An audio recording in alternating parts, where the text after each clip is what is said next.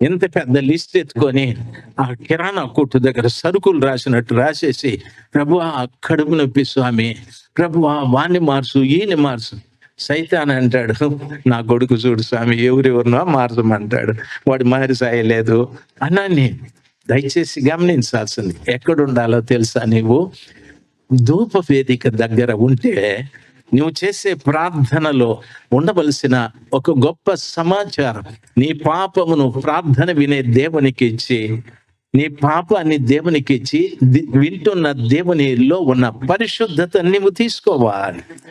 ప్రార్థించే ప్రతి ఒక్క వ్యక్తిలో ఉన్న పాపం ఆయనకిచ్చి, ఆయనలో ఉన్న పరిశుద్ధతను తీసుకోవాలి. దాని పేరే ప్రార్థన. ఆ ప్రార్థన ఒక వ్యక్తి సుంకరి చేశాడు. దేవాలయం బయట నిలబడి రొమ్ము కొట్టుకుంటూ, ప్రభువా ఆకాశం వైపు కన్నులెత్తుటూ కూడా నేను యోగ్యుడను కాను, నేను పాపిని, నన్ను క్షమించమని బ్రతిమలాడా.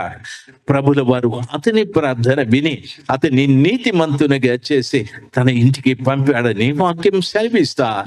దయచేసి ప్రార్థించే ప్రతి బిడ్డ ఈ శ్రేష్టమైన కార్యాన్ని నీ జీవితంలో జరగాలి. ప్రార్థన అంటే ప్రభుతో మాట్లాడే కార్యం, దేవునితో నేరుగా మాట్లాడేటటువంటి కార్యాన్ని ప్రార్థన అని అంటారు. ప్రభుతో మాట్లాడేటప్పుడు ఆయన హోదా ఏమో చూసుకోవాలి, మనస్థితి ఏమో చూసుకోవాలి. ఆయనతో మాట్లాడేటప్పుడు ఉన్నతంగా మాట్లాడాలి. మన సీఎం గారు వచ్చారు, ఆయన దగ్గరికి వెళ్ళి, సార్ బాగున్నారా, నేను మీ బామర్దిని అంటే ఏమంటాడు ఆయన? ఏమంటాడు? వీళ్ళని చెండాలు ఓడగొట్టి పంపించాను రా అంటాడు. చీకటి రూమ్లో వేసి మన చెండాలు ఓడగొట్టండి, ఇది కూడా బామర్ది అంటా ఉన్నాడు అని. సార్ బాగున్నారా, మీ కారు కొంచెం ఇవ్వండి, నేను ఇట్లా పోయి రావాలా అంటే కారీ చేస్తాడు ఆయన. ఆయనకు తగినట్టుగా మాట్లాడాలి. ఆయన దగ్గరికి వెళ్ళి దండం పెట్టి, సార్ మీరు బాగున్నారా సార్ అని. అప్పుడు అడుగుతాడు ఆయన, ఎవర్రా నువ్వు అని. సార్ ఈ మండలంలో నేను కార్యకర్తని, మీకోసమే నేను పని చేస్తున్నాను సార్.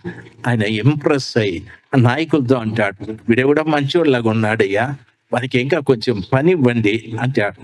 దేవునితో మాట్లాడేటప్పుడు దేవునితో మాట్లాడేటట్టుగానే మాట్లాడాలి, మన ఇష్టానుసారంగా మాట్లాడకూడదు. దయచేసి నేను దేవునితో మాట్లాడుతున్నాననే భయం ఉండాలి. దేవుని పిల్లలు, నీ ప్రార్థన ప్రభువు వింటున్నాడో లేదో కూడా నువ్వు గమనించాలి తల్లి, నువ్వు గమనించాలి.